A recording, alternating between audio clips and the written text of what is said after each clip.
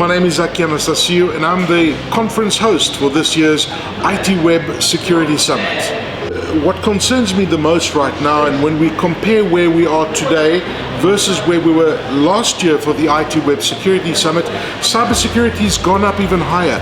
And you know what's happening right now is that, you know, your traditional organized crime that you had in the past that, you know, would deal with drugs and illicit, alcohol, for example, the mafia of the world today is in cybersecurity, and we hear of increasing attacks on ransomware, for example.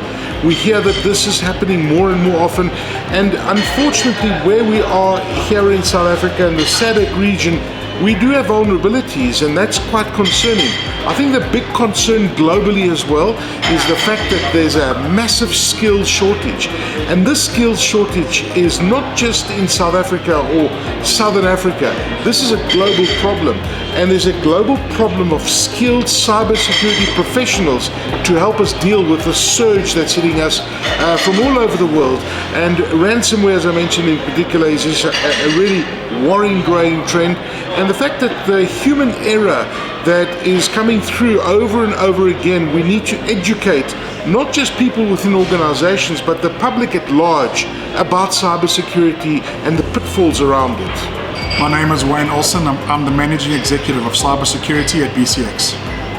So I think Security Summit tomorrow is going to be important in that it's allowing peers to connect and chat about the latest cybersecurity trends we're experiencing, the latest threats, and how we as a community can circumvent those threats and proactively assist in defending ourselves against the attackers.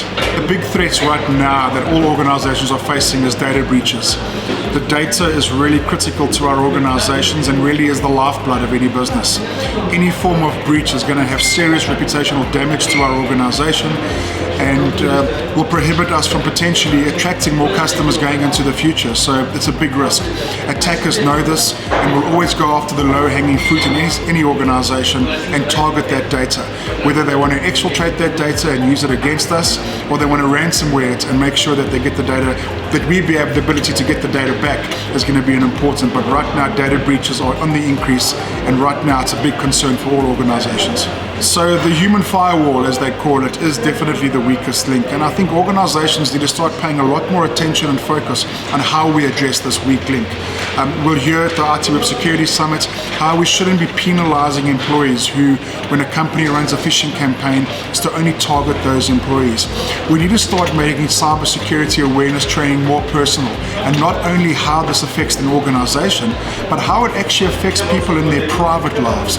I think once we start and making people understand how cybersecurity can affect people in their private lives, they will then start to become better cyber citizens.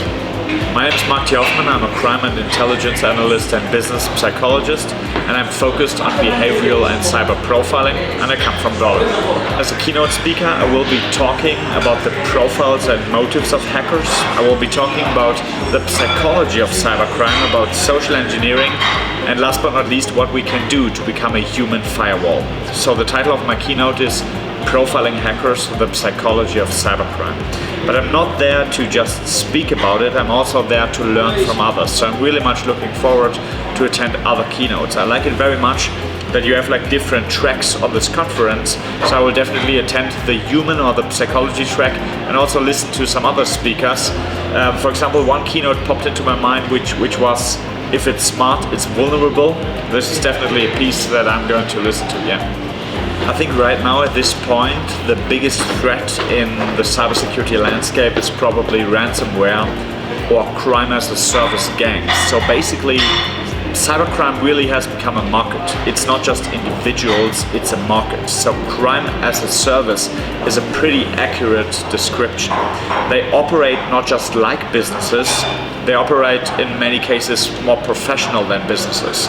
So they have customer support, they have quality management, and you can also rent ransomware. And this is pretty ridiculous, but I think this is one of the most serious threats. And besides that, also artificial intelligence is changing quite a lot. So hackers are using ChatGPT, they're using deepfakes, and especially deepfake technology is something which I will also talk about tomorrow, and it worries me quite a lot, but there's also something we can do against it, yes. More than 90% of cyber attacks are caused by human error. So it's people clicking on links, it's people opening attachments, it's people revealing their password on the phone. So in more than 90% of all cases, it's human error, and people are clearly the weakest link. So we need to understand that cybersecurity is not just a technical problem, it's also a psychological problem and definitely a management responsibility, yes. I'm pretty concerned about deepfakes because deepfake technology changes social engineering and cybercrime quite a lot. At this point of time, it's possible to steal a person's face or to steal a person's voice, to fake that identity, to rob a bank, to manipulate private persons or whatever. I think most people underestimate how convincing a voice can be. Getting an email where someone says, "This is your boss, please transfer 35 million, people would definitely ask questions. But if someone calls you and you can hear the voice of your boss, your girlfriend, or even your mother, this is a pretty convincing moment, and this changes quite a lot. Paul Williams. I'm the country manager for Fortinet, looking after Indian Oceans and SADC. So what I'm looking for is obviously to look at the aspects of what's new in the technology space. I'm definitely networking with my peers in the business and also trying to find new understanding of what the necessities are for 2023 and 2024. Why I say that is the importance is not only looking at the South African as a country, but the SADC and the African continent as a whole. So the big concerns I have is obviously education of cybersecurity skills inside the African continent. Typically we're looking at a shortage of over 480,000 people not having jobs, and this is basically a space that can be filled. We obviously as Fortinet are driving the Fortinet academies and driving the skill set.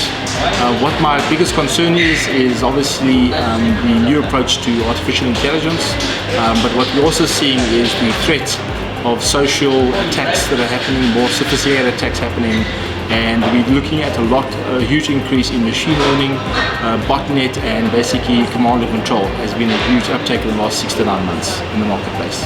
Fortinet had taken the approach over 4.5 years ago, where we actually started looking pre-COVID. Basically everyone working from home. We drove a huge mandate to actually educate not only the users but also the users' networks and the children inside the environments, where we actually started educating the mothers, the fathers, the children of what basically can happen if cybersecurity takes place at home. What we did do is, from a working from home aspect, we started driving technologies like zero trust networking. We started driving basically authentication, two-factor authentication. We started driving the education of understanding if a cybersecurity attack happens, what are the processes, what to look out for, and basic things like phishing, and all the other aspects that were taking place at that time because everyone was stuck at home. And I think it's paid off because we actually have increased at least the basic understanding of what has to be seen when you're looking at cybersecurity attacks taking place, working from anywhere. So we've actually been running artificial intelligence for over 7.5 years. It has been developed by the FortiGuard's teams. What we are using it for is the technologies to dissect and create things like honeypots, where we actually look at the networks. We actually then define and actually look back into the data scientist lab. And what we can do is we can start categorizing a lot more effectively, a lot more quickly of what type of attacks are taking place based on the AI that we've built. Remember that FortiGuard Labs, there's over 460 of these data scientists that we have inside the organization, do this on a daily basis. And these people, engineers, actually ensure that every aspect of every network is actually measured with the type of AI that we actually implement. And the AI implementation not only happens in our firewalls, but also many other products, including our endpoint cloud technology as well. Hello, my name is Jonas Slovak. I'm a CISO. I'm responsible for IT security at CIMO in Mozambique. I'm expecting to gain a lot of experience hearing from others, hearing about all the new tendencies and knowing more about the challenges they are facing and how my colleagues are handling them. That also includes listening to their experience and listening to how the new trends are moving forward, because technology changes and so should we. Attackers change and so should we. But I believe social engineering is my main concern at the moment and how to handle it. With regards to this matter, I think we should, based on what I'm going to listen, I need to be able to evaluate the risks and actually put in place all the items I need to remedy certain situations. That includes also not only assessing the risk, but also being able to educate people, having all the right technologies to actually accomplish that. I'm Natasha Pillay. I'm a Standard Bank Information Security Officer for the Personal and Private Bank. I'm expecting to get some fresh perspective on security. Security moves at such a rapid pace that we have to continuously upgrade our skills. And it's always good to get a new perspective. As a cybersecurity professional, cyber moves very fast because technology moves quite fast. There's always new sorts of threats in the environment, and coming from the banking sector, there's always new ways to do banking. So big concerns for me is threats in new environments such as the crypto environments, dealing with blockchain, also understanding how to properly secure the cloud, because cloud is very new in any environment at the moment.